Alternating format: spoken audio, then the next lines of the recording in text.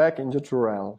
Today we will see together how to use the Smart Redirector feature to redirect customer to different destinations depending on specific conditions. You just have to open your project, click on your tracking link, and then click on Smart Redirector.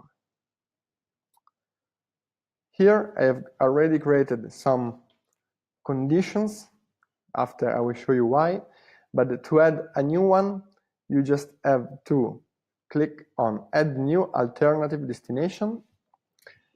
Then here you can set a destination with a tracking link that you have already created, or paste a new destination URL.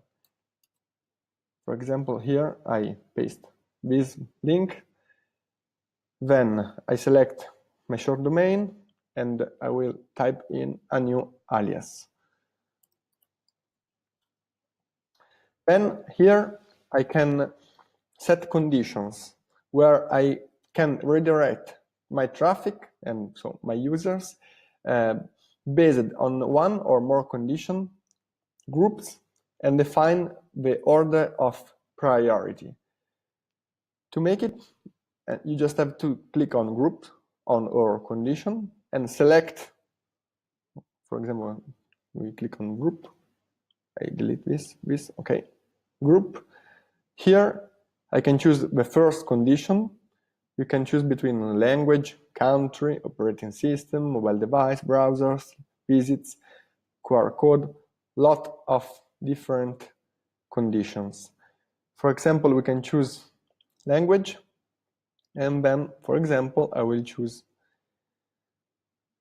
Italian. I will add a new condition. With the and, it means that both conditions need to be verified. With the or, you mean that just one of the two conditions need to be verified. Okay, for example, here we can choose browser and, for example, Google Chrome. So if we select and, it means that all the Italian users with Google Chrome that visit our link will be redirected here. We click on save, and here you can see we have our new condition.